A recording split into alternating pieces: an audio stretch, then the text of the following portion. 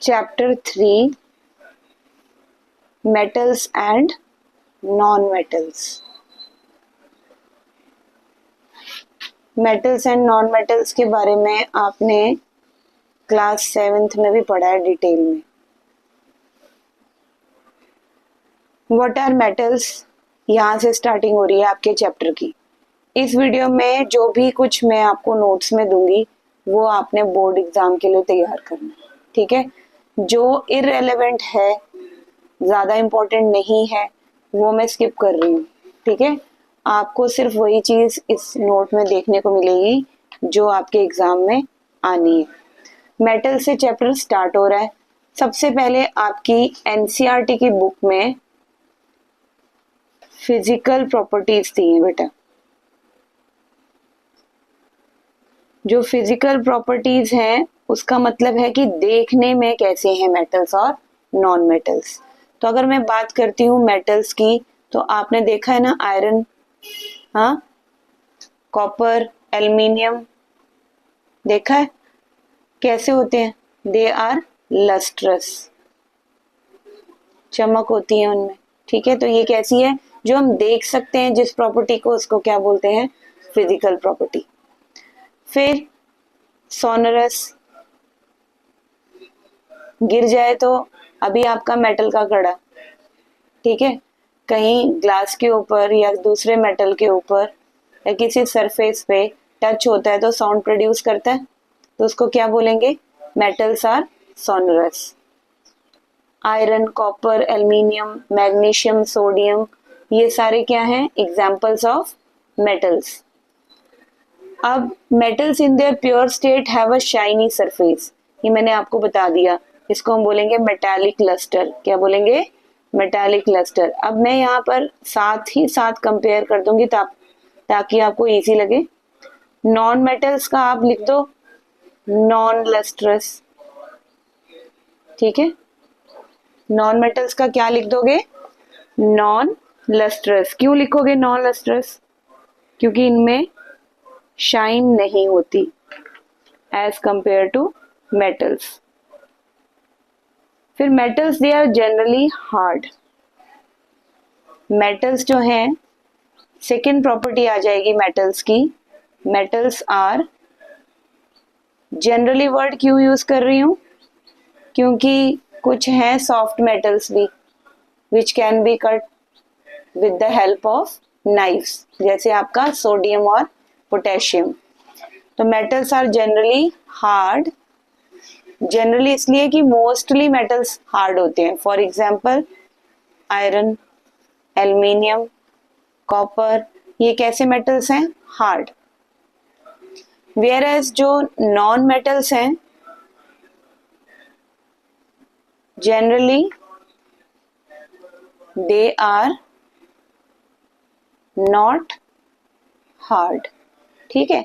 Physical पर ज्यादा काम ना करते हुए आपकी एनसीईआरटी की बुक आपको लेके चलेगी कुछ एक्सेप्शंस पे, जहाँ पे आपको ये बताया जाएगा कि कुछ जो मेटल्स हैं उनकी प्रॉपर्टी कैसी है। सभी मेटल्स की मेलिएबिलिटी, मेलिएबिलिटी, ये आपको ना मैं क्यों बता रही हूँ इसके बारे में, क्योंकि ये बहुत बार एग्जाम में पूछा गया। मेलिएबिलिटी का मतलब क्या है, आपकी बुक में दिया हुआ है ये, metals can be beaten into thin sheets. Metals can be beaten into thin sheets. आप अपनी बुक में मार्क भी कर सकते हो। इस प्रॉपर्टी को हम बोलते हैं मेलिएबिलिटी। ये किस तरह से आता है, जैसे आपको पूछा जाएगा कि व्हाट इज मेलिएबिलिटी या फिर डिफाइन मेलिएबिलिटी, तो आपने कैसे डिफाइन करना है कि मेटल्स को हम थिन शीट्स में बीट कर सकते हैं, ठीक है, कन्वर्ट कर सकते हैं। अगर नॉन मेटल है तो वो टूट जाएगा, लेकिन मेटल है तो वो थिन शीट्स बन जाएंगी उसकी। कैसे, आपने एल्युमिनियम फॉइल देखा है, जो आप खाना भी रैप करके लेके जाते हो जिसमें, तो एल्युमिनियम इज अ मेटल, लेकिन उसको बीट करके क्या बना दिया, फॉइल। तो इसकी प्रॉपर्टी है ना और इस प्रॉपर्टी को क्या बोलेंगे? मेलिएबिलिटी। ये याद रखोगे, मैं यहाँ स्टार लगा रही हूँ। ओके। जबकि नॉन मेटल्स को अगर आप बीट करोगे, दे विल ब्रोकन, वो टूट जाएंगे, है ना। फिर सेकंड हमारे पास प्रॉपर्टी बताई है डक्टिलिटी। डक्टिलिटी में जो मेटल्स हैं वो किस में कन्वर्ट किए जा सकते हैं? थिन वायर्स में। ठीक है, तो what is the definition of ductility? That some metals they can be converted into thin wires. तो ability of metals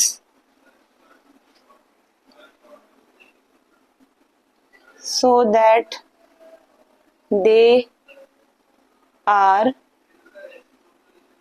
drawn into thin wires is known as ductility। बेटा इतना समझ में आया? ठीक है एकांश। Ability of metals so that they are drawn into thin wires is known as ductility। यहां पर आपको दो क्वेश्चन और मिल सकते हैं। मेलिएबिलिटी में आपको क्वेश्चन मिल सकता है, name the two metals which are most malleable. तो क्या लिखोगे? Silver and gold.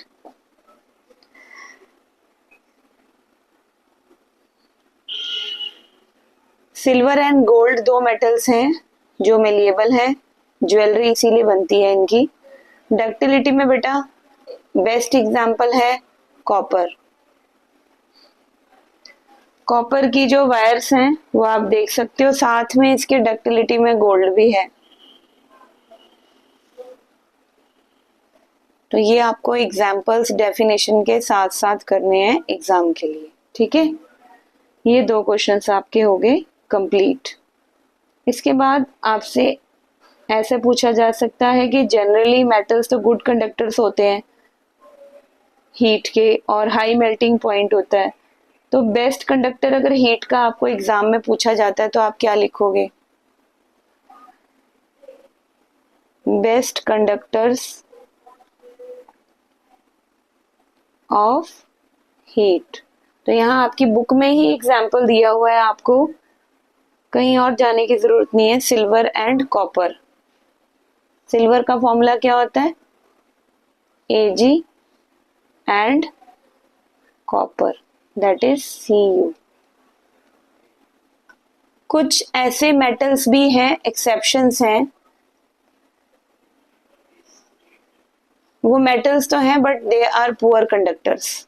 तो उनमें हमारा नाम जो आएगा पुअर कंडक्टर्स में, मेटल्स में, वो है लेड एंड मर्करी। तो ये भी इंपॉर्टेंट है।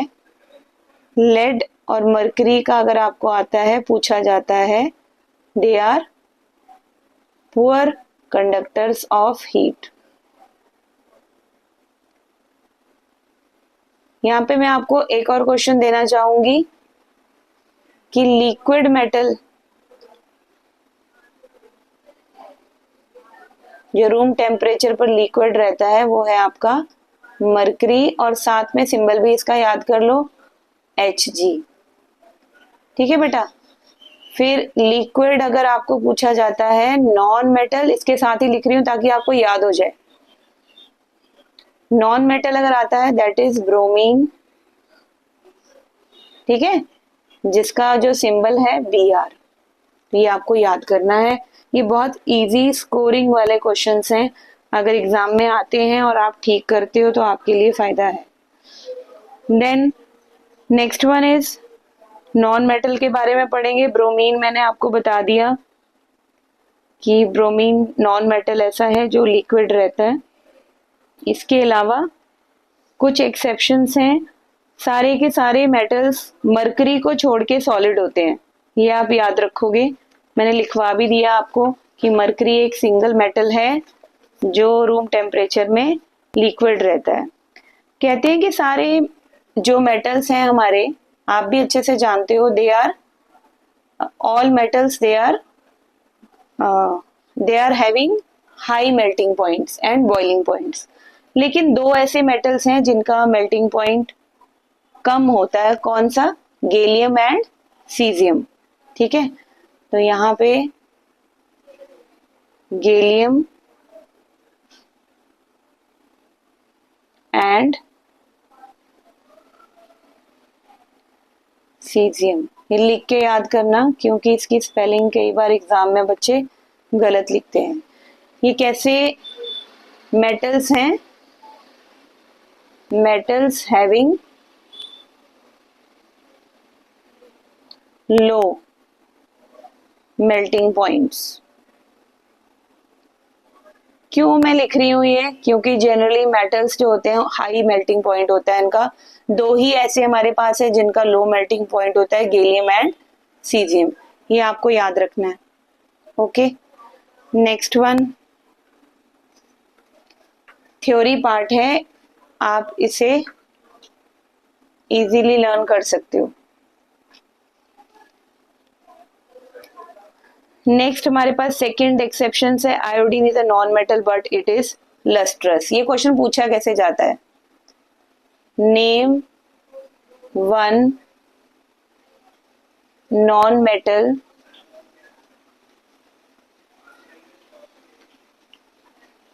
which is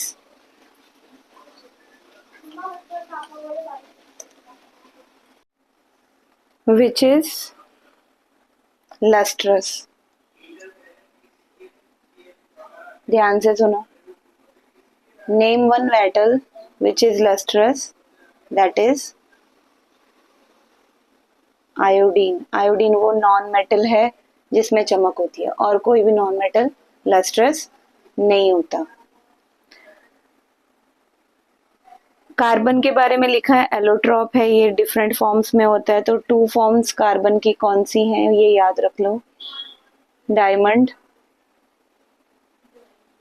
अब डायमंड क्या है? Poor conductor. क्यों? इसका स्ट्रक्चर कैसे है?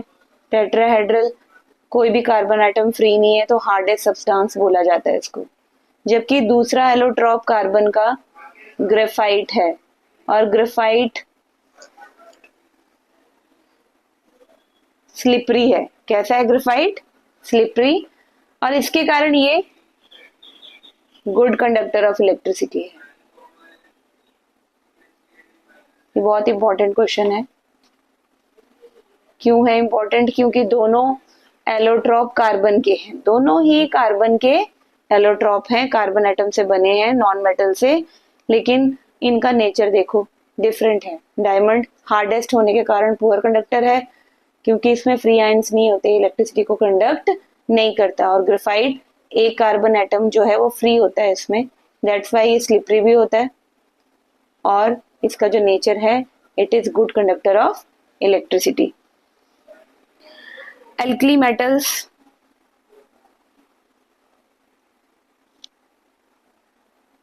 अल्कली मेटल्स किसको बोला जाता है? सिंबल लिख रही हूं, लिथियम, सोडियम एंड पोटेशियम। इनको हम सॉफ्ट मेटल्स भी बोलते हैं। क्या बोलते हैं इनको? Soft metals. Why they are known as soft metals? Because they can be cut with a knife. Because they can be cut with a knife. Then elements can be more clearly classified as metals and non-metals on the basis of their chemical properties. एक और चीज जो मैं आपको बताना चाहूंगी, ये reason assertion में आपको पूछा जाता है, पता होना चाहिए आपको। जितने भी नॉन मेटल्स है ना बच्चे, ध्यान से सुनेंगे, जितने भी नॉन मेटल्स हैं जिसमें आता है कार्बन, हाँ, ये सारे कैसे हैं? इनकी ऑक्साइड्स कैसी हैं? दे प्रोड्यूस, मैंने आपको पहले भी बताया हुआ है, एसिडिक ऑक्साइड्स। एसिडिक ऑक्साइड्स कैसे याद करना है? नॉन मेटल है तो एसिडिक ऑक्साइड्स बनाएगा, और जितने मेटल्स हैं वो ऑक्सीजन के साथ कंबाइन होकर क्या बनाएंगे, बेसिक ऑक्साइड्स। इसे याद कर लो। फिर आपकी बुक के क्वेश्चंस हैं, give an example of a metal which is liquid at room temperature, what is the answer, mercury. Then can be easily cut with knife, sodium and potassium. Best conductor of heat, copper. Then poor conductor of heat, lead and mercury. Explain the meanings of malleable and ductile. बहुत अच्छे से मैंने तुम्हें समझा दिया, ये blue questions आपके हो गए। आगे हम पढ़ेंगे बच्चे chemical properties of metals. Chemical properties of metals. Chemical properties of metals में आप क्या बता के आए हो? What happens when metals are burnt in air. तो एक तो मैंने आपको बताया कि जितने भी नॉन मेटल्स हैं वो एसिडिक ऑक्साइड्स बनाते हैं, और जितने मेटल्स हैं वो बेसिक ऑक्साइड्स बनाते हैं। तो केमिकल प्रॉपर्टीज में बेटा पहले मैं आपको यही चीज समझाऊंगी, मेटल ऑक्सीजन के साथ रिएक्ट करके मेटल ऑक्साइड बनाता है, आपकी बुक में भी दिया हुआ है। Metal when reacts with oxygen it forms metal oxide. For example copper when reacts with oxygen, copper oxide बना रहा है। एल्यूमिनियम ऑक्सीजन के साथ रिएक्ट कर रहा है तो एल्यूमिनियम ऑक्साइड बना रहा है। तो कुछ ऐसे मेटल्स हैं जो मेटल ऑक्साइड्स हैं जो रिएक्ट करती हैं एसिड्स और बेसिस के साथ, सॉल्ट और वाटर बनाती हैं, उन्हें एम्फोटेरिक ऑक्साइड्स बोलते हैं। तो क्वेश्चन यहाँ पे जो एग्जाम में आता है मैं लिख दे रही हूँ, what are amphoteric oxides. What are amphoteric oxides? Metal oxides. ध्यान देना मैं बोल क्या रही हूं, मैंने नॉन मेटल नहीं बोला। Metal oxides which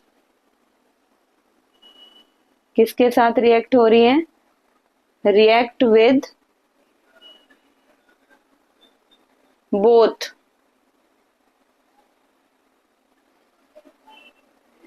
acids as well as bases to produce, क्या बनाते हैं एसिड और बेस से रिएक्ट होने के बाद, सॉल्ट्स एंड वाटर। मैं अभी इसका एग्जाम्पल इक्वेशन की फॉर्म में भी दूंगी आपको। आर नोन एज, ये आपको याद करना है बाय हार्ट, समझ लो पहले। वो मेटल ऑक्साइड्स जो किसके साथ रिएक्ट होती हैं, एसिड्स के साथ भी और बेसिस के साथ भी, क्या बनाती हैं, सॉल्ट्स एंड वाटर। उनको हम क्या बोलते हैं, एम्फोटेरिक ऑक्साइड्स।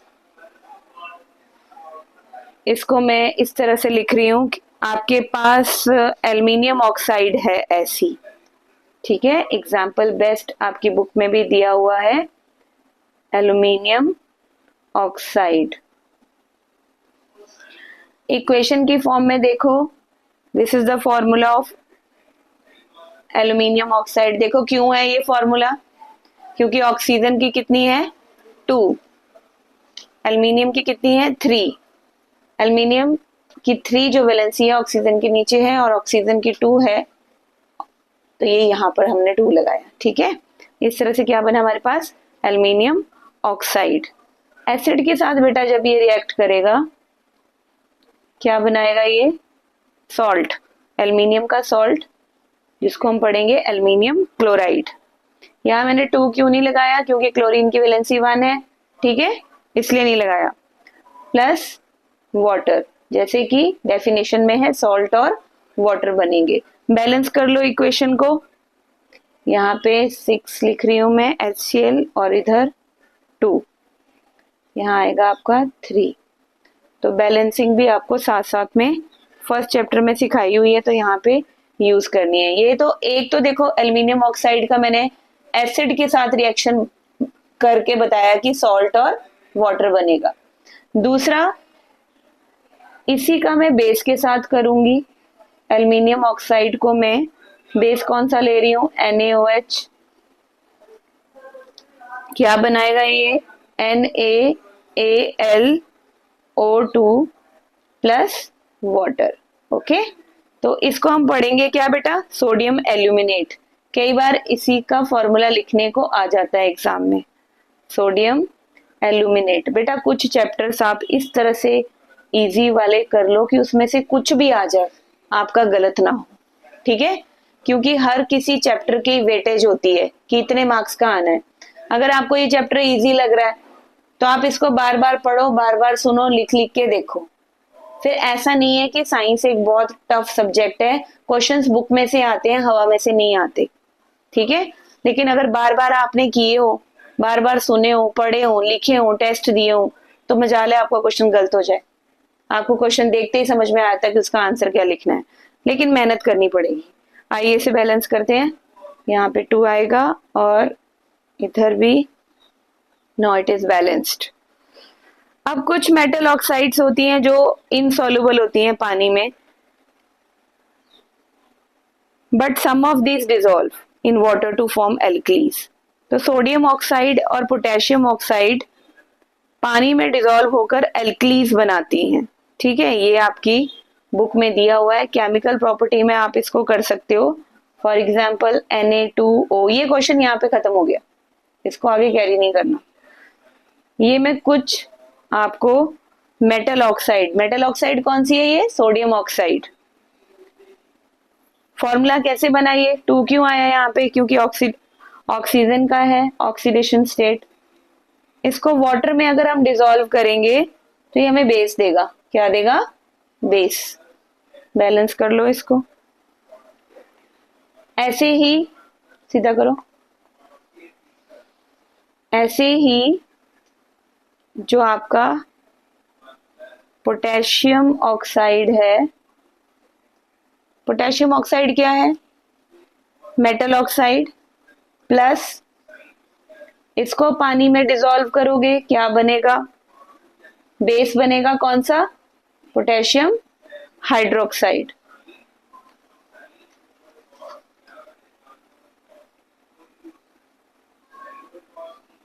तो इस तरह से आपके पास ये है most metal oxides which are insoluble in water. लेकिन कुछ जो है वो डिसॉल्व हो जाती हैं, जिनमें से सोडियम ऑक्साइड डिसॉल्व हो जाती है और पोटेशियम ऑक्साइड। फिर से देखो, मैं फिर से समझा देती हूँ आपको, मैंने क्या क्वेश्चन करवाया है। ये नेम 2 मेटल ऑक्साइड्स जो पानी में डिसॉल्व होकर आपको एल्कलीज दे रही हैं। क्या दे रही हैं, एल्कलीज। बेटा एल्कलीज क्या होता है मैं समझा दूं आपको, वो बेसिस जो वाटर में डिसॉल्व होते हैं, जिनमें वाटर होता है, ठीक है। अगर मैं यहाँ AQ नहीं लिख रही हूं ना, तो वो सिंपल बेस है NaOH।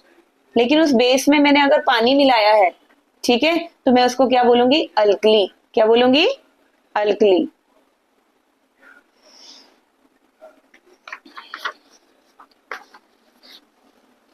नींद तो आती है बच्चे पढ़ते पढ़ते, बहुत अच्छी आती है।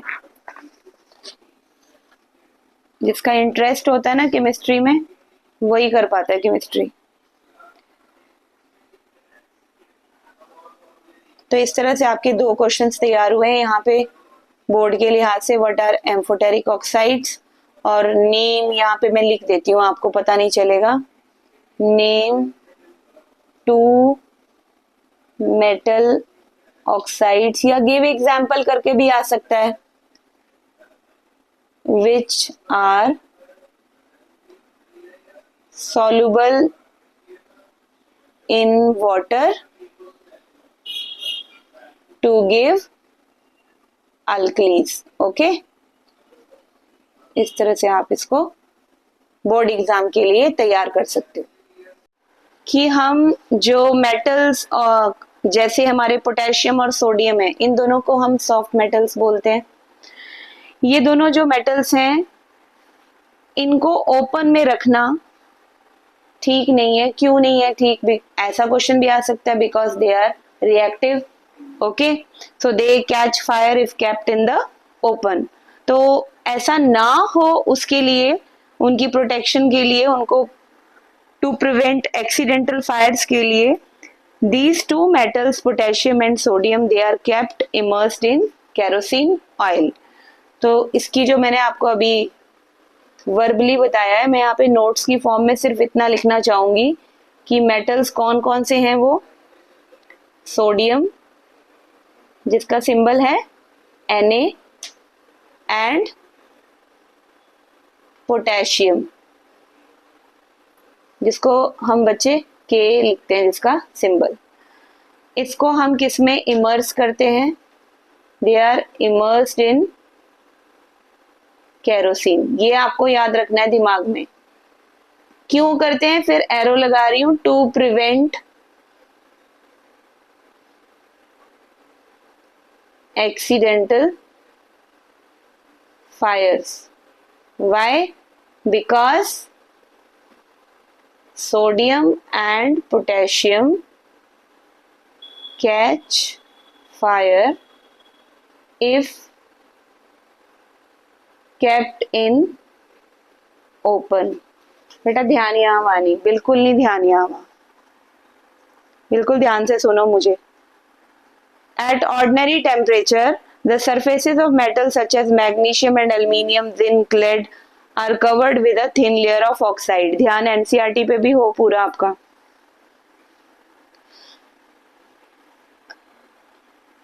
इसके बाद जो आपको इम्पोर्टेंट चीज बोर्ड एग्जाम्स में पूछी जाती है वो ये है कि आपको दो मेटल्स ऐसे बताने हैं जो ऑक्सीजन से हाई टेम्परेचर पर भी रिएक्ट नहीं करते। ठीक है, तो यहाँ पे मैं स्टार लगा के ये दे रही हूँ आपको नाम उनके, गोल्ड एंड सिल्वर। ये दो ऐसे मेटल्स हैं जो हाई टेम्परेचर्स पर, क्योंकि जनरली देखा जाता है कि जो मेटल्स हैं अगर वो लेस रिएक्टिव भी हैं तो हाई टेम्परेचर्स पर वो रिएक्ट कर जाते हैं, लेकिन गोल्ड और सिल्वर ऐसे हैं कि ये हाई टेम्परेचर पर भी they do not react with oxygen. अब मैं एक चीज आपको बताती हूँ, ध्यान से सुनो। कि जो ज्वेलरी है गोल्ड और सिल्वर की बनी है, क्या गर्मियों में मेल्ट हो जाती है? समर सीजन में चाहे टेम्परेचर 50 डिग्री सेल्सियस हो जाए, लेकिन ये जो दोनों मेटल्स हैं ये इतने हाई टेम्परेचर पर भी ऑक्सीजन के साथ रिएक्ट नहीं होते। तो प्रैक्टिकली इसको इस तरह से समझो, ज्वेलरी से कनेक्ट करके समझो, तो दिमाग में एकदम से आ जाएगा। अगर एग्जाम में पूछेंगे ना कि हाई टेम्परेचर पर कौन से दो मेटल हैं जो रिएक्ट नहीं करते ऑक्सीजन के साथ, तो माइंड में आंसर आ जाएगा what? Silver and gold. Next आपका ये डू यू नो वाला बॉक्स एनसीईआरटी में बना हुआ है, जहां पे एनोडाइजिंग की आपको सिर्फ डेफिनेशन पूछी जाती है, इससे ज्यादा आज तक नहीं पूछा गया। ठीक है, ये डेफिनेशन भी कब पूछी गई मेरे दिमाग में नहीं है, क्योंकि जितने आपके पास 10 इयर्स उठा के देखोगे उनमें ये क्वेश्चन नहीं है।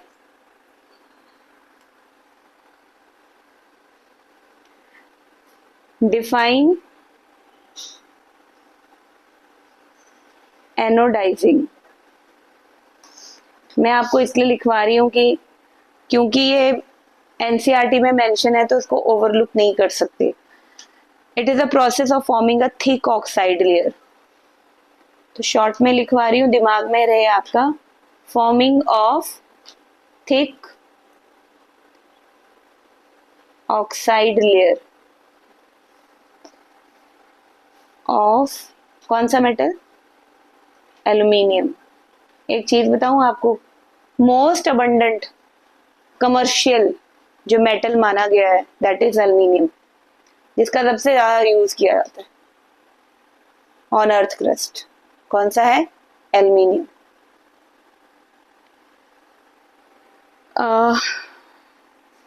नेक्स्ट वन, इस चैप्टर में जो अगला क्वेश्चन बनता है आपका मेटल्स के बारे में है कि वाटर के साथ सारे मेटल्स तो रिएक्ट नहीं होते, लेकिन जो होते हैं वो मेटल ऑक्साइड और हाइड्रोजन गैस रिलीज होती है। तो इसको आप इस तरह से करो, इन केस आपको कोई मेटल दिया हुआ है, मेटल आपको मालूम है आयरन होगा, कॉपर होगा, गोल्ड होगा, सिल्वर होगा, एल्युमिनियम होगा, तो ये मेटल्स जब वाटर के साथ रिएक्ट करेंगे तो एक जनरल फॉर्मूला दे रही हूं मैं, क्या बनाएंगे, वाटर की जो ऑक्सीजन है वो उसके साथ मिल मेटल ऑक्साइड बनाएगी मेटल के साथ, प्लस बचा क्या, वाटर में से ऑक्सीजन को निकाल दो, क्या बचा, हाइड्रोजन, हाइड्रोजन गैस रिलीज होगी। उसी तरह से इसको उठाओ मेटल ऑक्साइड को, अगर मेटल ऑक्साइड को हम फिर से पानी के साथ, आपको पता है ना metal oxides are basic in nature, they are basic, non metal oxides मैंने आपको पहले पढ़ाया हुआ है, नॉन मेटल ऑक्साइड्स जो है they are acidic in nature and metal oxides are basic in nature.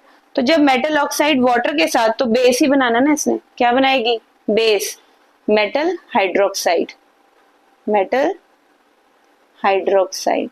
Chemistry tough तब लगती है जब हम उस लाइन को क्रैम करने की कोशिश करते हैं।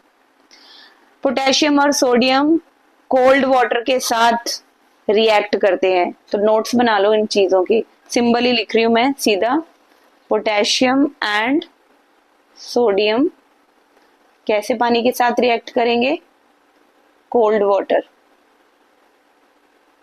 दूसरा हिंट है, सोडियम और पोटेशियम है वो इतने वायलेंट है कि एक्सोथर्मिक, आपने मूवीज में देखा होगा पानी के अंदर बूम करके ब्लास्ट कर देते हो, तो वो कौन सा मेटल यूज कर रहे हैं वहां पे, सोडियम एंड पोटेशियम। हल्का सा भी डालेंगे तो इतने एक्सोथर्मिक है, ब्लास्ट हो जाएगा वहां पे, because they evolve hydrogen gas. कौन सी गैस, हाइड्रोजन गैस। देखो पहले वो किसके साथ रिएक्ट करेंगे, ऑक्सीजन के साथ, क्या बना देंगे, ऊपर देखो मैंने अभी लिखा है ना, लिख के हटी हूँ, मेटल, मेटल को यहाँ पे इमेजिन करो, सोडियम, और यहाँ देखिए मेरी तरफ, मेटल, सोडियम और पोटेशियम इमेजिन कीजिए, पानी के साथ रिएक्ट करवाया, मेटल ऑक्साइड बनी, Na2O बनेगी या K2O बनेगा, ठीक है, Na2O क्या, सोडियम ऑक्साइड, K2O क्या, पोटेशियम ऑक्साइड, साथ में कौन सी गैस निकलेगी, हाइड्रोजन गैस। ये मेटल ऑक्साइड अगर आप पानी के साथ फिर से रिएक्ट करवाते हो तो वहां पे क्या बनेगा, बेस, मेटल हाइड्रोक्साइड। तो जो आपको यहाँ इस केस में मेटल ऑक्साइड मिल रही है ये वाली, it is highly explosive in case of only which metal, sodium and potassium. Okay, तो आप छोटे से छोटे पार्ट को, एनसीईआरटी को निग्लेक्ट नहीं कर सकते। यहाँ पे दोनों के रिएक्शंस आपकी बुक में दिए हुए हैं बच्चे। Potassium reacts with water, forms metal hydroxide KOH plus hydrogen. फिर सोडियम वाटर के साथ हो रहा है। दूसरा, सोडियम और potassium you know they are highly reactive metals. अब केस है नेक्स्ट कैल्शियम विद वाटर का, लेस वायलेंट है ये, less violent. The heat evolved is not sufficient for hydrogen to catch fire. पहले वाले केस में जो हाइड्रोजन निकल रही थी, it catches fire, सोडियम और पोटेशियम के केस में, ठीक है। इस वाले केस में, कैल्शियम वाले केस में, हाइड्रोजन तो इवॉल्व होगी लेकिन उससे क्या नहीं होगा, फायर नहीं लगेगी, क्योंकि वो कैसा है calcium, less violent, less reactive than sodium and potassium. Clear? Okay. तो कैल्शियम starts floating, ये वाला क्वेश्चन आपको आता है पेपर में। लेस वायलेंट है, लेकिन अगर आप रिएक्शन कैल्शियम को पानी में डालते हो ना, देखो कैल्शियम को अगर आप किस में डालते हो, पानी के अंदर, कैल्शियम आपका क्या है, सॉलिड है, वाटर लिक्विड है, आपके पास स्लेट लाइन बनेगी CaOH2, साथ में हाइड्रोजन। तो ये तो नॉर्मल है, वाइट वॉशिंग करवाते हैं जब, जैसे तो आग लग जाए अगर हाईली एक्सप्लोसिव हो तो, नहीं लगती, पर क्या देखते हो आप? बबल्स। जैसे आपने कैल्शियम पानी में डाला है ना, CaO डालते हो ना वहां क्विक लाइन पानी के अंदर, बबल्स निकलते हैं, करके देख लेना, नहीं तो जहां सफेदी कर रहे होंगे 2 मिनट खड़े हो जाना वहां। ठीक है, क्या देखने के लिए? अंकल भाई क्या कर रहे हो यहाँ पे? जाओ अपना काम करो। बोलना आप अपना काम करो, हम बबल्स देखने आए। और वो बबल्स क्यों बनते हैं उसका रीजन आपकी एनसीईआरटी की बुक में साफ अक्षरों में दिया हुआ है। क्यों बनते हैं? Calcium starts floating because the bubbles of hydrogen gas के बबल्स होते हैं। वो आग तो नहीं लगाती है हाइड्रोजन, लेकिन क्या बनाती है? Bubbles form stick to the surface of the metal. तो यहाँ पे मैं क्वेश्चन दे रही हूं आपको, Y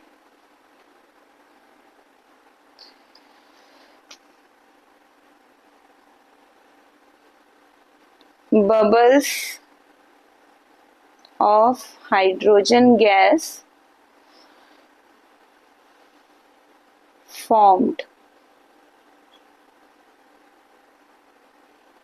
on the surface of metal when calcium reacts with water। ठीक है, सरफेस पे ही क्यों बनते हैं, उड़ क्यों नहीं जाते? तो क्योंकि वो लेस वायलेंट है, क्योंकि कैल्शियम लेस वायलेंट है, calcium starts flowing. Answer is, फंडा क्या है? Calcium starts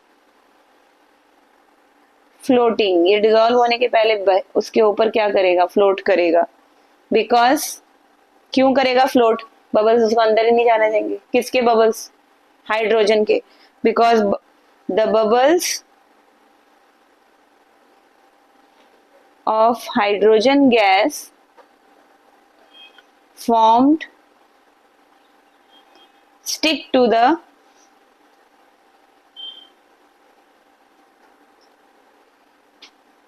surface of the metal। ठीक है बच्चे, नेक्स्ट मूव करो। Magnesium does not react with cold wet water. ये याद रखना, ये क्यों मैं पढ़ा रही हूं आपको, रीजन दर्शन में आ जाएगा। मालूम होगा तो ही दर्शन को बोलोगे ना राइट है कि रॉन्ग है। बहुत अच्छे। Magnesium does not react with cold water, okay, it reacts with hot water. याद रखो, मैग्नीशियम ने किसके साथ रिएक्ट करना है? Reacts with hot water. सारा का सारा ये थ्योरी वाला चैप्टर है, फैक्ट्स हैं जो आपको दिमाग में रखने हैं। हॉट वाटर के साथ ही रिएक्ट होकर ये हमें मैग्नीशियम हाइड्रोक्साइड देगा। ओके, क्यों लगाया 2 यहां? मैग्नीशियम की वैलेंसी क्या होती है? 2। It also starts floating due to the bubbles of hydrogen gas sticking to its surface. ये भी मजेदार बात है, मैग्नीशियम के भी साथ भी यही केस है। ठीक है, गर्म पानी में जैसे मैग्नीशियम को डालेंगे, जैसे कैल्शियम को ठंडे पानी में डाला था ना तो बबल्स बने थे। अब ये डिफरेंशिएट आ जाता है बीच में करने को, कैल्शियम और मैग्नीशियम का। ठीक है, तो इसमें आपने डिफरेंस में क्या लिखना है? वहां रिएक्शन कोल्ड वाटर में हुई है, यहाँ रिएक्शन मैग्नीशियम की किस में हुई है? हॉट वाटर में। रिलीज दोनों जगह हाइड्रोजन गैस हुई है। मेरी सुनोगे तो फायदे में रहोगे, फुटबॉल खेल रहे हो कहीं और तो घूमते रहो। Metals like aluminium, iron, zinc do not react either with cold or hot water. Very important. तीनों याद कर लो। सिंबल लिख रही हूं, एल्यूमिनियम व आयरन एंड जिंक, ये रिएक्ट करेंगे किसके साथ? ना कोल्ड वाटर के साथ ना हॉट वाटर के साथ। They react with steam. They react with steam. क्या होता है steam? Water in gaseous state. Water in gaseous state, जिसको आप वाटर वेपर भी बोलते हो। और स्टीम का टेम्परेचर ज्यादा होता है बॉइलिंग वाटर से। अगर फुलके की फूंक लग जाए ना हाथ पे तो छल्ला बढ़ जाता। ठीक है,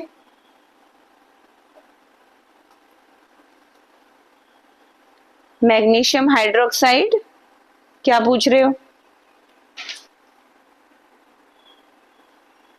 magnesium reacts with hot water, magnesium hydroxide and hydrogen बनता है, यस बनता है, रिएक्शन नहीं लिखा है मैंने, जस्ट आई वांट टू से डिफरेंशिएट आता है कैल्शियम और मैग्नीशियम का। हाइड्रोजन तो बनना ही बनना है, क्यों मैंने आपको जनरल फॉर्मूला दी है, इस फॉर्मूले को क्यों भूल जाते हो? Look at this formula, metal reacts with water forms metal oxide plus hydrogen. तो एक जगह पे समझ में आ गया, उसको भूलना नहीं है, जनरल फॉर्मूला का मतलब दिमाग में रखना है। यहाँ मैं आपको क्या चीज पूछी जाती है वो बता रही हूँ, आपको बार बार वो नहीं, ये नहीं पूछेगा कि हाइड्रोजन साथ में निकल रही नहीं। कैल्शियम और मैग्नीशियम में एक ही फर्क है कि कैल्शियम कोल्ड वाटर में रिएक्ट होकर हाइड्रोक्साइड और हाइड्रोजन बनाएगा और मैग्नीशियम हॉट वाटर में, ठीक है। फिर 3 मैंने आपको यहाँ पे मेटल्स इंपॉर्टेंट बताए हैं दिमाग में रखने के लिए, ठीक है। दिमाग अगर सुन्न हो गया हो ना, कान पकड़ो, यहाँ से 3 बार ऊपर खींचो, ये 3 बार नीचे, दोनों तरफ से, और यहाँ से आपकी ब्रेन की नर्व्स खुल जाएंगी। They react with steam, aluminium iron and zinc react with steam. आइए जरा देखते हैं, मेटल ऑक्साइड और हाइड्रोजन भी इसमें बनेगी, लेकिन कैसे बनती है, इक्वेशंस की फॉर्म में देखते हैं। आइए देखें इन दोनों मेटल्स की जो स्टीम के साथ रिएक्ट होते हैं क्या इक्वेशन बनती है। एल्युमिनियम सॉलिड फॉर्म में है, ये रिएक्ट करेगा हाइड्रोजन के साथ, सॉरी वाटर के साथ, जो कि स्टीम की फॉर्म में है। स्टीम की फॉर्म में है तो स्टीम लिखेंगे, यहाँ पे क्या लिखेंगे, H2O और G गैस। ये क्या बनाएगा, कोई बात नहीं, ध्यान से सुनो, मेटल ऑक्साइड बनी। मेटल ऑक्साइड याद रखना, एल्युमिनियम ऑक्साइड का फॉर्मूला क्या है, Al2O3, ये इंपॉर्टेंट है सुनना। वाई, एल्युमिनियम की यहाँ पे 3 लग रही है ऑक्सीडेशन स्टेट और ऑक्सीजन की 2 लग रही है, मालूम है ना। ये तो आपके पास सॉलिड फॉर्म में आया, प्लस हाइड्रोजन गैस रिलीज हुई है, तो इसको बैलेंस कर लो, बैलेंसिंग भी आ जाएगी। देन आयरन सिंपल Fe, ये भी भाई साहब जी किसके साथ रिएक्ट होते हैं, स्टीम के साथ। देखो ये बहुत इंपॉर्टेंट है, अब भी दिमाग में बिठा लो, स्टीम के साथ रिएक्ट होने वाले मेटल्स, गड़बड़ ना करना। यहाँ पर देखो, यहाँ अजीब तरह का प्राणी बन रहा है Fe3O4, ये इसीलिए इक्वेशन एग्जाम में आती है, क्योंकि यहाँ बच्चे Fe2O3 बना देते हैं चुपचाप उठा के। स्टीम के साथ ऐसा नहीं चलेगा, हाई टेम्परेचर्स पर ऑक्सीजन के साथ रिएक्टिविटी उसकी बढ़ जाएगी, ठीक है। मैं अंडरलाइन कर रही हूँ इसको आपने लर्निंग कर लेना है, ठीक है। आइए इसको बैलेंस करते हैं।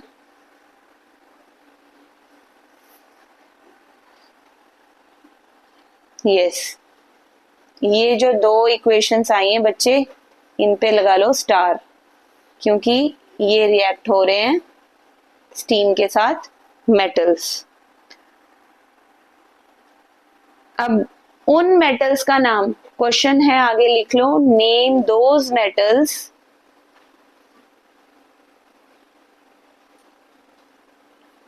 which do not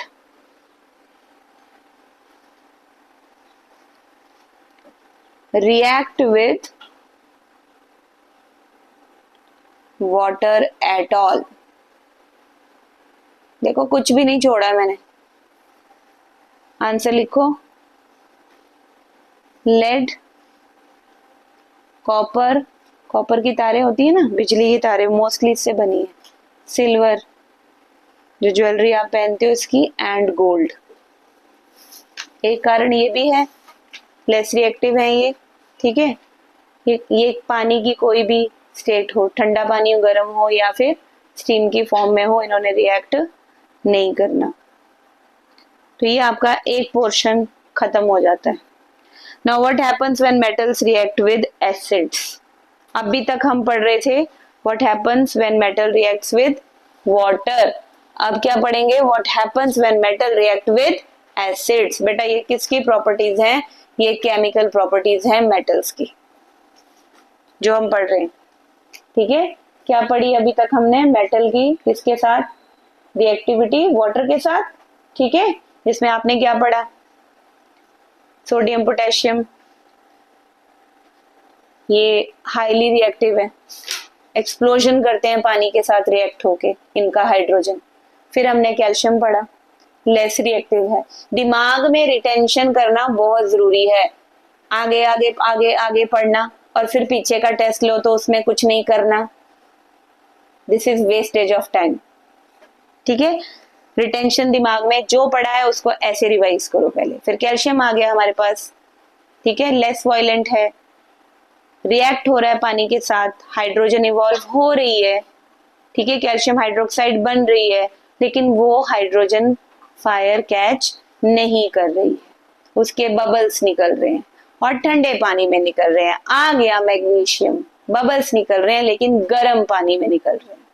फिर 3 मेटल्स हैं आपके पास जो ना तो ठंडे पानी से रिएक्ट होते हैं ना हॉट से, दे रिएक्ट विद स्टीम, और वो है एल्यूमिनियम, आयरन एंड जिंक, जिसमें से एल्यूमिनियम का मैंने आपको अभी अभी दिया ऊपर यहाँ पे इक्वेशन, आयरन की दी है। लास्ट में जो क्वेश्चन मैंने बनाया एक सिंगल लाइन से बनाया आपकी एनसीईआरटी की बुक में से कि name those metals which do not react with water at all, lead, copper, silver and gold. तो एक पोर्शन आपका खत्म हो गया ये reactivity of metals with water. Next one is what happens when metal reacts with acids. आइए जरा देखते हैं क्या होता है। फिर जनरल फॉर्मूला दे रही हूं मैं आपको, ठीक है, ये आप याद रखोगे। मेटल का एसिड के साथ दे रही हूँ जनरल फॉर्मूला। यहाँ पे मैं एक लाइन बनाना ठीक समझूंगी बिकॉज सेकेंड केमिकल प्रॉपर्टी हमारी स्टार्ट हो रही है। Metals react with acids, her topic अपने आप में इंपॉर्टेंट है।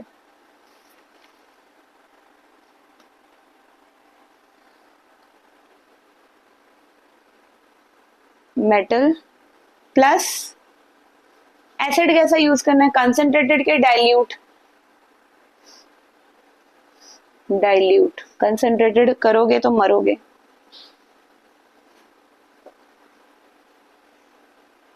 क्या बनाएगा, सॉल्ट, मुस्कुरा लो, प्लस हाइड्रोजन, हाइड्रोजन का H2 लिख रही हूं, समझ जाओ। लेकिन एक क्वेश्चन आता है कि सारे के सारे मेटल्स एसिड के साथ ऐसे ही रिएक्ट करते हैं। Right equations for the reactions of magnesium, aluminium, zinc, iron with dilute HCl। आपकी एनसीईआरटी ने तो लिखी नहीं, मैं लिख लेती हूँ, ठीक है। जिंक हमारा फेवरेट है, जिंक मेटल लो प्लस HCl डालो डाइल्यूट में, ZnCl2 बन जाएगा आपका, प्लस हाइड्रोजन गैस निकलेगी, बैलेंस कीजिए, 2 आ जाएगा इधर, बैलेंस हो गया, हो गया बैलेंस, यस। तो ये क्या आ गया, this is metal dilute HCl, it produce, आप यहां देखिए, salt then hydrogen. Any question? ये तो जनरली हमने रिएक्शंस बोले हैं। Hydrogen gas is not evolved when a metal reacts with nitric acid, ये है क्वेश्चन। क्वेश्चन क्या है आपका जो इंपॉर्टेंट बोर्ड में पूछा जाता है, Y hydrogen gas is not, अभी फर्स्ट टर्म में भी पूछा जाएगा आपको ये, Y hydrogen gas is not evolved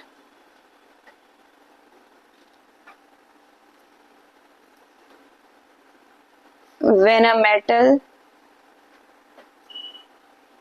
आएगा ना तो कोई नहीं बोलता कि मैम आया था, नहीं आया मैडम आपने बोला था आया नहीं, हम तो यही पढ़ के गए थे। नाइट्रिक एसिड क्वेश्चन मार्क, कि क्यों, जब हम कह रहे हैं कि एसिड के साथ मेटल सॉल्ट और हाइड्रोजन देता है, लेकिन नाइट्रिक एसिड में वो क्या चीज है कि नाइट्रिक एसिड के साथ अगर हम किसी भी मेटल को रिएक्ट करवाते हैं तो हाइड्रोजन गैस नहीं बनती। क्वेश्चन आ गया समझ में, क्यों नहीं बनती, because nitric acid is a strong oxidising agent. Answer is because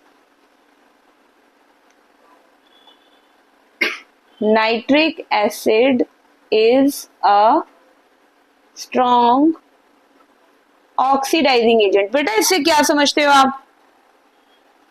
oxidising agent से क्या दूसरे की ऑक्सीडेशन कर देता है, यही है ना? दूसरे बंदे में ऑक्सीजन को ऐड कर देता है, ऑक्सीडाइजिंग एजेंट उसी को बोलते हैं। तो नाइट्रिक एसिड अगर पूरा HNO3 ऑक्सीडाइजिंग एजेंट है, ऑक्सीडाइजिंग एजेंट है, तो ये कैसे हाइड्रोजन को इवॉल्व करेगा? ये हाइड्रोजन को इवॉल्व नहीं करेगा। ये इटसेल्फ क्या है? इटसेल्फ क्या है? क्योंकि हाइड्रोजन को इवॉल्व करेगा तो रिड्यूसिंग एजेंट होना जरूरी है, ठीक है? क्योंकि रिड्यूसिंग एजेंट क्या करता है? रिडक्शन। रिडक्शन में क्या ऐड होती है? हाइड्रोजन। अगर ये ऑक्सीडाइजिंग एजेंट है तो ये हाइड्रोजन के साथ कुछ भी नहीं करेगा। इसने किसकी एडिशन करवानी है? ऑक्सीजन की। किसकी करानी है? ऑक्सीजन की। इसके पास हाइड्रोजन के अलावा और कौन सी गैस है?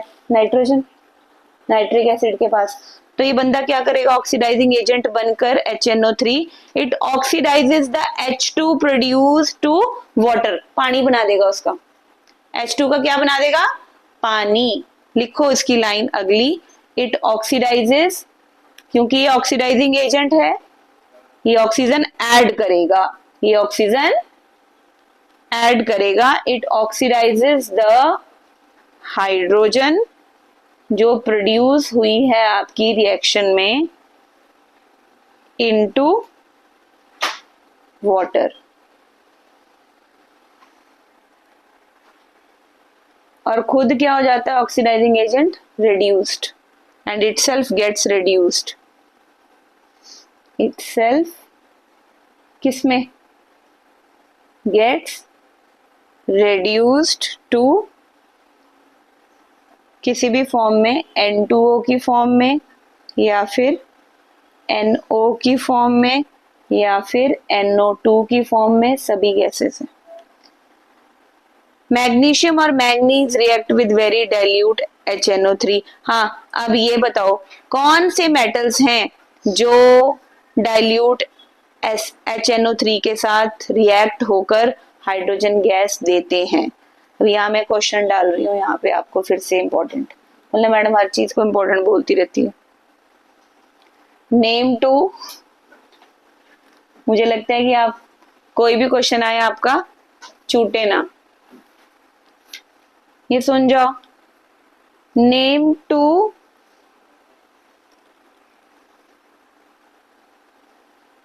metals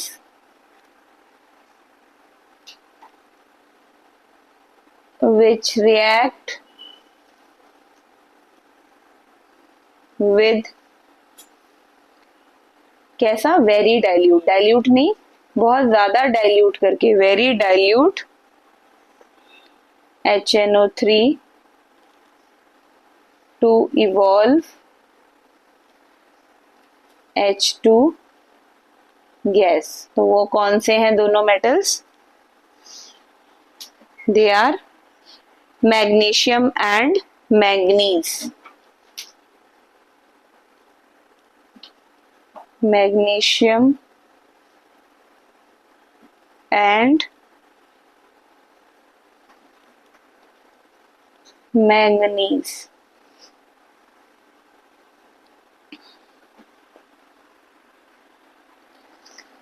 तो ये क्वेश्चन आपका इंपॉर्टेंट था जो मैंने आपको तैयार करवा दिया। कोई क्वेश्चन है, कोई क्वेरी है इस क्वेश्चन में? देखो बेटा यहाँ पर लिखा हुआ है आपकी बुक में, the rate of formation of bubbles was the fastest in the case of magnesium. The reaction was almost exothermic in this case. क्योंकि आपको याद है मैग्नीशियम किसके साथ रिएक्ट किया था? हॉट वाटर के साथ। तो मैग्नीशियम में जो बबल्स बनेंगे उनका रेट ऑफ फॉर्मेशन क्या होगा बच्चे? Fast. The reactivity decreases in the order, ये भी है एक केस। मैग्नीशियम के बाद एल्यूमिनियम लेस रिएक्टिव है, उससे कम जिंक, क्योंकि जैसे जैसे हम नीचे मूव करेंगे पोटेशियम से गोल्ड की तरफ रिएक्टिविटी डिक्रीज होती जाएगी। ये मैंने आपको रिएक्टिविटी सीरीज में बताया था। In the case of copper no bubble were seen, copper के पास आ जाओ, यहाँ बबल्स निकलना बंद हो जाते हैं, ये दिमाग में रखना है, ठीक है। अब तक बबल बन रहे थे बच्चे, देखो एक्सप्लोजन हो रहा था, आप रिएक्टिविटी सीरीज में देखो अपनी बुक में, मैं बोलती जाती हूँ। पोटेशियम और सोडियम हाईली एक्सप्लोजिव, बबल्स का नामो निशान नहीं है, एक्सप्लोजन हो रहा है, hydrogen catches fire. Then calcium में बबल बन रहे थे, कोल्ड वाटर में ही बन रहे थे, इतना ज्यादा कैल्शियम रिएक्टिव है कि कोल्ड में ही दे रहा था। मैग्नीशियम कैल्शियम से कम रिएक्टिव है, इसलिए उसको पानी कैसा चाहिए था, हॉट। एल्यूमिनियम में भी बन रहे हैं, जिंक में भी बन रहे हैं, आयरन में भी बन रहे हैं। कब, जब ये मेटल किसके साथ रिएक्ट कर रहे हैं, किसके साथ, एसिड के साथ, किसके साथ, वाटर के साथ, स्टीम के साथ। Very good, very good, very important, intelligent बच्चे हो। एल्यूमिनियम, जिंक और आयरन को यहाँ पे लिखो स्टीम के साथ, ये स्टीम के साथ रिएक्ट होकर बबल दे देते। बहुत बढ़िया, ध्यान से सुना है आपने, ठीक है। पोटेशियम और सोडियम तो hydrogen catches fire, calcium cold water के साथ दे रहा था, मैग्नीशियम हॉट वाटर के साथ दे रहा था, एल्यूमिनियम जिंक आयरन किसके साथ रिएक्ट कर रहे थे, स्टीम के साथ। Very good. उसके बाद है लेड, तो लेड किस में आता है, जो वाटर से रिएक्ट नहीं करते, याद आ गया, याद आ गया। लेड कौन कौन से लिखवाए थे बेटा मैंने, लेड कॉपर सिल्वर गोल्ड, है ना। लेड कॉपर सिल्वर गोल्ड ये बिल्कुल भी रिएक्ट नहीं करेंगे। और मरकरी को क्यों नहीं लिया, mercury exist in liquid form. Mercury metal किस फॉर्म में होता है, एक्सेप्शन में पढ़ा है ना, all metals are solid except mercury. Okay okay okay. Aqua regia पे आ जाइए, फेवरेट आपका, खूब लूटा है रॉयल वाटर से लोगों ने गृहिणियों के गहनों को, ठीक है। पांडे साफ करा लो, नहीं गहने साफ करा लो, सारा सोना बाहर निकाल लो। एक्वारिजिया किसको बोलते हैं बेटा, रॉयल वाटर को, किसको बोलते हैं, रॉयल वाटर को। हंस भी लो, रॉयल वाटर इज एक्वा, मैं तो बोर होगी पढ़ा पढ़ा के, आप सुन सुन के नहीं हुए। रीजिया याद रखो, बोलो, एक्वारिजिया मींस रॉयल वाटर। और ये किससे बनता है ये लिख लेना बच्चे, कंपोजिशन पूछा जाता है। Concentrated HCl and concentrated nitric acid HNO3, किस रेशियो में, 3:1। ओके, ज्यादा पार्ट किसका है, कंसंट्रेटेड HCl का, जो कि हाईली क्रोसिव है, हाईली क्रोसिव। हम लोग रिएक्शंस में डाइल्यूट यूज करते हैं, लेकिन रॉयल वाटर में कंसंट्रेटेड है, plus concentrated HNO3। It can dissolve gold, क्या पावर है इसकी, it can dissolve gold even though neither of these acids can do so alone. देखो ये इंपॉर्टेंट चीज है, अगर हम कल्ला HCl यूज करें तो वो नहीं कर सकता, इन दोनों को मिक्स करें तभी बनेगा। Aqua regia is highly corrosive, it is, what is the property of aquaresia, it is highly corrosive fuming liquid। Fuming liquid ऐसा लिक्विड है इतना हाईली corrosive, फ्यूम्स निकलती हैं इसमें से, क्या निकलती हैं, fumes. It is one of the few reagents that is able to dissolve gold and platinum. ये गोल्ड के साथ साथ और किसको डिसॉल्व कर सकता है, प्लैटिनम को। ओके, तो मैं यहाँ प्लैटिनम भी ऐड कर रही हूँ, प्लैटिनम।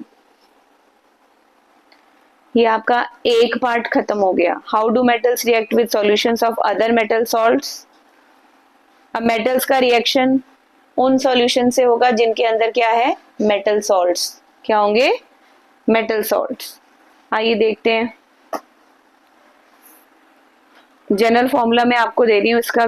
मेटल A को अगर हम सॉल्ट सॉल्यूशन में डालते हैं मेटल B के, तो ये सॉल्ट सॉल्यूशन ऑफ A देगा, प्लस मेटल बी को अलग कर देगा, तो मेटल ए का इसमें हाईली रिएक्टिव होना जरूरी है, तभी ये display, it's a sort of displacement reaction. ठीक है, मैं इसको स्किप कर रही हूँ। यहाँ पे आप पैराग्राफ देखो, ये एक्टिविटी देख रही हो, reaction of metals with salt solutions. हाँ, यहाँ रिएक्टिव देखो, फर्स्ट लाइन ही बता रही है कि डिस्प्लेसमेंट रिएक्शन है। अंडरलाइन कीजिए अपनी बुक में, reactive metals can displace less reactive metals from there compounds in the solution और मोल्टन फॉर्म। ठीक है, इसलिए मैं इस पे ज्यादा स्ट्रेस नहीं दे रही हूँ, इस पे अभी तक तो कोई क्वेश्चन आया नहीं है और होपफुली ना ही आए। नेक्स्ट है आपकी द रिएक्टिविटी सीरीज।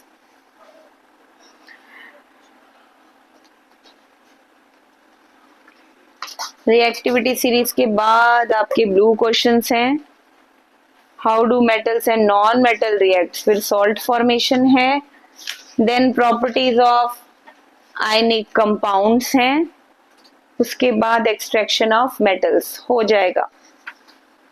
थोड़ी सी पेशेंस और रखो। रिएक्टिविटी सीरीज बेटा मैंने आपको बताई है, potassium, sodium, calcium, magnesium, aluminium, zinc, iron, lead, hydrogen, copper, mercury, silver and gold. Least reactive जो सबसे नीचे वाले में आए हैं, mercury, silver, gold. Most reactive potassium, sodium.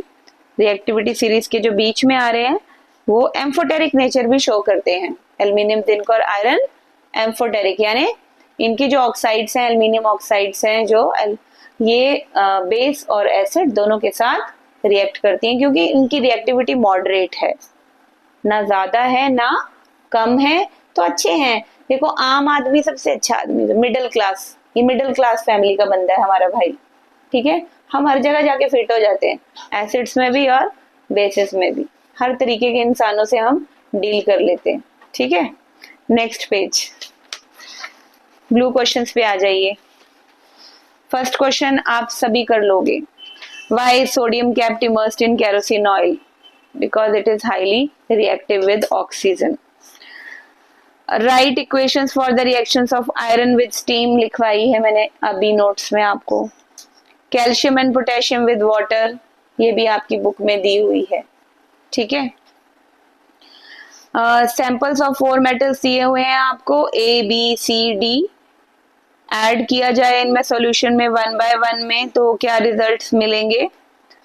Metal ए है, देखिए वो आयरन सल्फेट के साथ आपको कोई रिएक्शन नहीं दे रहा, कॉपर के साथ डिस्प्लेसमेंट दे रहा है। तो आपको मालूम है iron is more reactive than copper, है ना, तो ए वाला जो मेटल है वो आयरन से तो लेस रिएक्टिव होगा।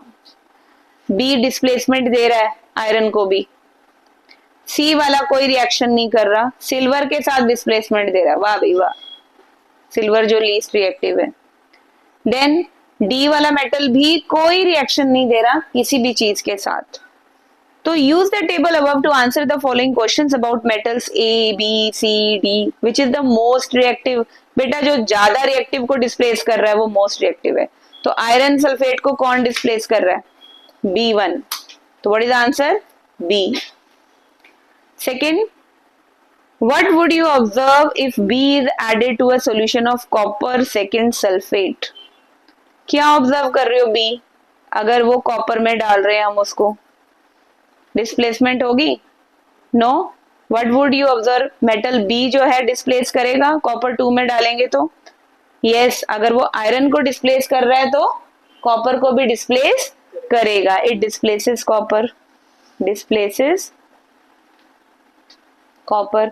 इन्होंने ब्लैंक छोड़ दिया ना, हमारे लिए ब्लैंक छोड़ा है, वरना ये नो रिएक्शन लिख सकते थे यहाँ पे। वो कहता है कि बी वाला मेटल, ध्यान से सुनो, कान खोल के, नहीं तो कान खींचो, 2 ऊपर से 2 नीचे से, दिमाग खुल जाएगा। बी वाले मेटल के ऑप्शन में इन्होंने कॉपर सल्फेट वाला ब्लैंक छोड़ा है, हमसे पूछा है डिस्प्लेस करेगा कि नहीं, तो जब आयरन को कर रहा है जो कॉपर से ज्यादा रिएक्टिव है तो वो कॉपर को भी करेगा, no laughing.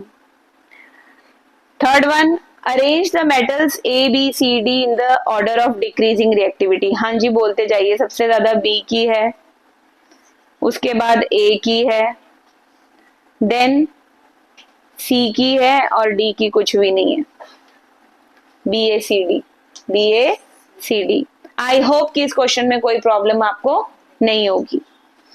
Then question number 4, which gas is produced when dilute HCl is added to reactive metal? Simple, hydrogen gas. Which one? Hydrogen gas. Write the chemical reaction when iron reacts with dilute H2SO4.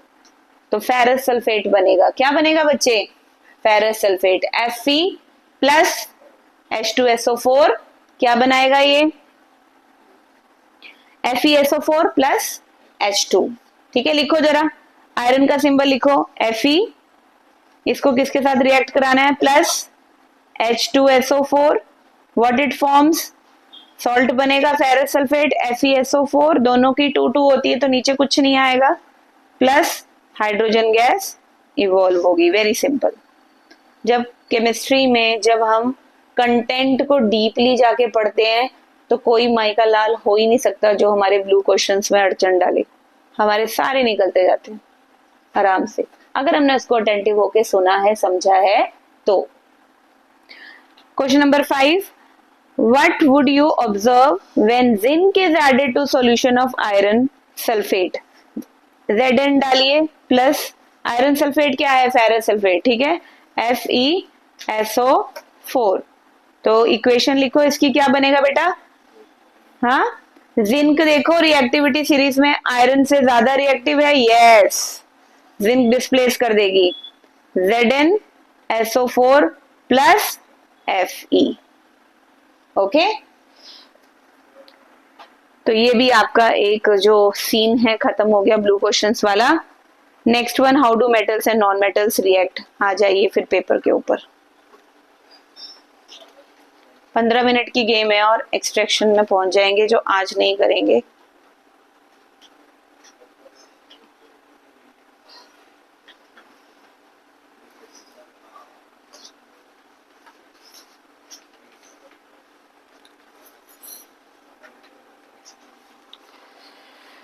Heading है आपकी, how do metals and non metals react. Very interesting and very easy. Easy easy, लंबा सांस लो, गहरी सांस लो, breathe out.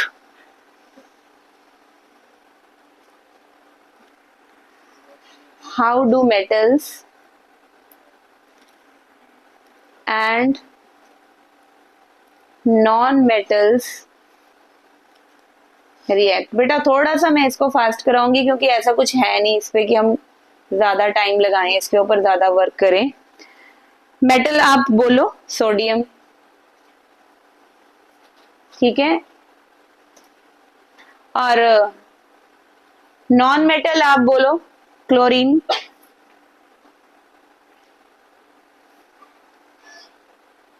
Metal और non metal को जब मैंने रिएक्ट करवाया तो मेरे पास सॉल्ट आया, कौन सा? NaCl। ठीक है, तो मैं इसमें ज्यादा टाइम ना वेस्ट करते हुए बताती हूँ आपको कि होता क्या है। जब मेटल और नॉन मेटल आपस में रिएक्ट करते हैं तो एक्सचेंज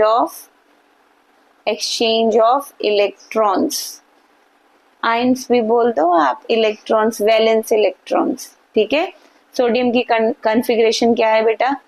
इसका एटॉमिक नंबर है 11, 281। क्लोरीन की है 17 एटॉमिक नंबर, 287। अब इसको नीड है क्योंकि हर कोई इंसान मोक्ष की प्राप्ति चाहता है ना, संतुष्ट होना चाहता है जीवन में, कंप्लीट बनना चाहता है। क्या बनना चाहता है? कंप्लीट। एक्स्ट्रा होगा तब भी उसको उथल पुथल होगी। जिसके पास ज्यादा पैसा है ना, उसको नींद नहीं आती रात को, थोड़ा सा चोरी हो जाए तो शांति से सो जाता है, हुच्च हुच्च रहती है, क्या करूं है।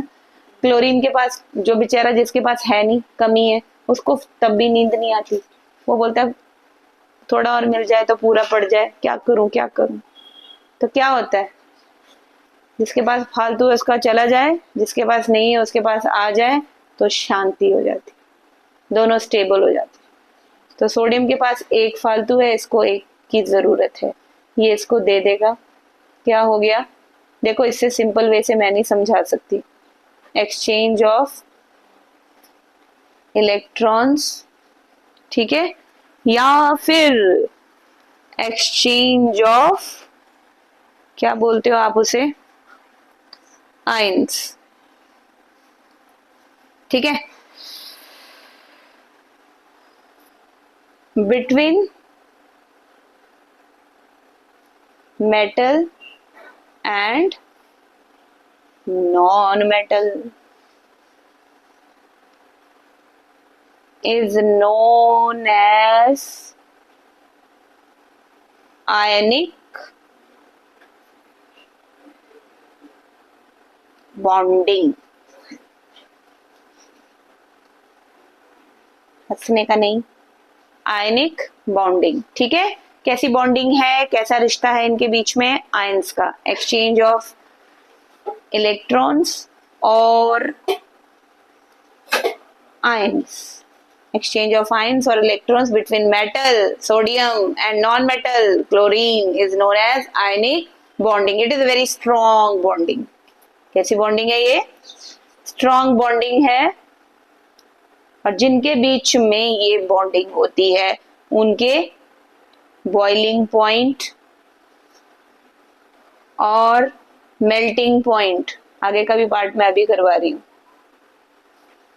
हाई होते, हाई स्ट्रॉन्ग बॉन्डिंग। ठीक है, तो ये आपको पेपर में आएगा। अगर स्ट्रक्चर बनाने को आता है आपको, ऐसे बनाइए, सोडियम वंस, जो फालतू है ना इलेक्ट्रॉन वही लिखेंगे यहाँ, प्लस क्लोरीन, क्लोरीन के पास कितने, 3 4 5 6 7, यहाँ नहीं है, यहाँ खाली जगह, यहां से ये महाशय जी यहाँ आ जाएंगे। ठीक है, तो ये क्या बना देंगे, Na के ऊपर पॉजिटिव चार्ज होगा, देने वाला पॉजिटिव होता है हमेशा और लेने वाला नेगेटिव।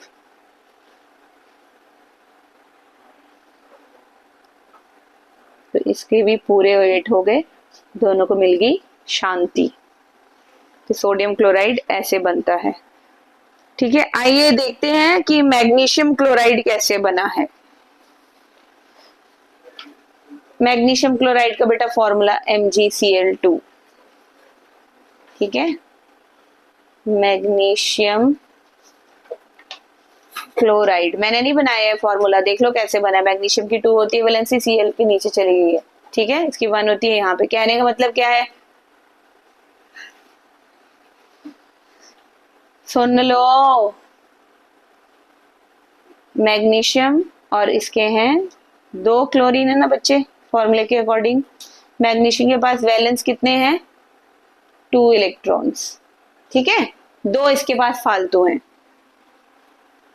2 फालतू है, इसको देने की जल्दी है। इसके पास 1 कम है तो ये 1 इसको दे देगा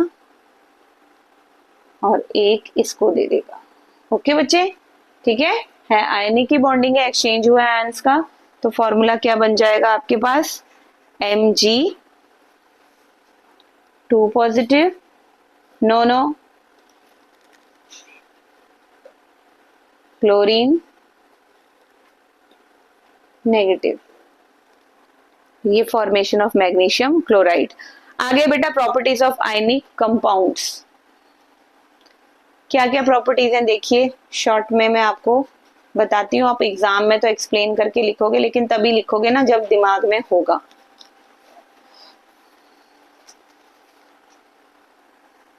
थोड़ी सी पेशेंस और, क्योंकि जो नेक्स्ट में आपको दूंगी occurrence of metals, next video में दूंगी एक्सट्रैक्शन इसकी। अभी हम सिर्फ प्रॉपर्टीज तक करेंगे। Okay, properties of ionic compounds। To learn about the properties of ionic compound, let us perform the following activity। वो आपने नहीं परफॉर्म करनी, सीधा आ जाइए। फिजिकल नेचर कैसा होता है इनका, सॉलिड है, हार्ड है। ठीक है, दे आर सॉलिड, हार्ड। ध्यान से सुनो, कोई फायदा नहीं तो। Melting and boiling point high है,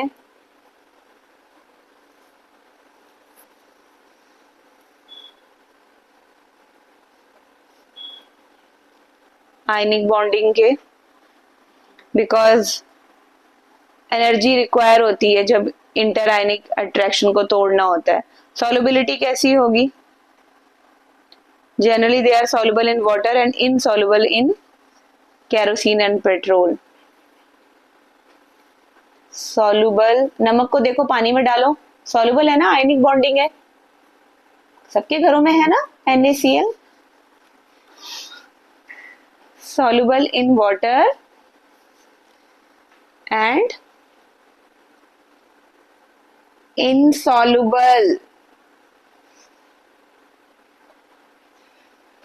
kerosene and petrol। ठहर जाओ। Next, good conductors of electricity. Ionic bond, क्योंकि आयंस है ना, आयंस मिल जाते हैं उनको जो चार्ज होता है उसको फ्लो करने के लिए, तो good, they are generally good. ये आपको ना 4 नंबर में आता है क्वेश्चन या 3 में।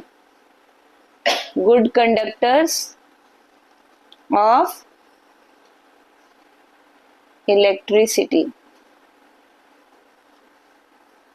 हाँ, बहुत अच्छे बच्चे हैं, बहुत पेशेंस के साथ आपने मुझे सुना। थोड़ी सी पेशेंस और क्वेश्चंस है यहाँ पे दिए हुए, blue questions 2। Right the electron dot structure of sodium.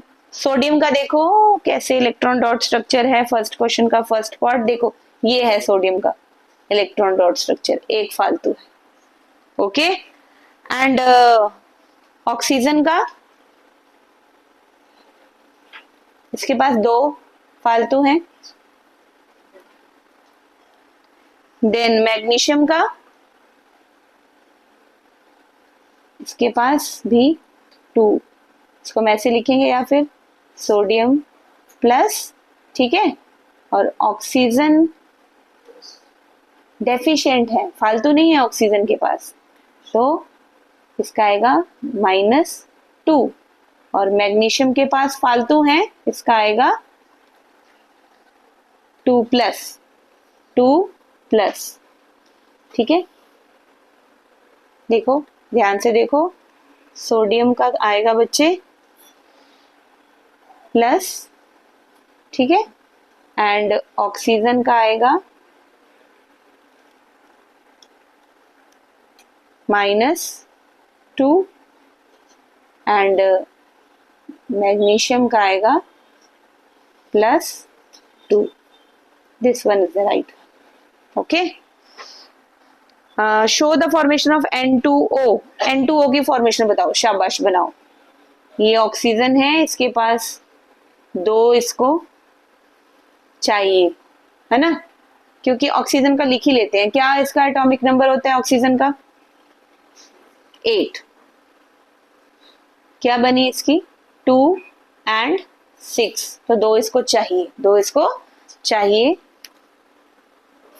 4 5 6, तो 2 इसको चाहिए।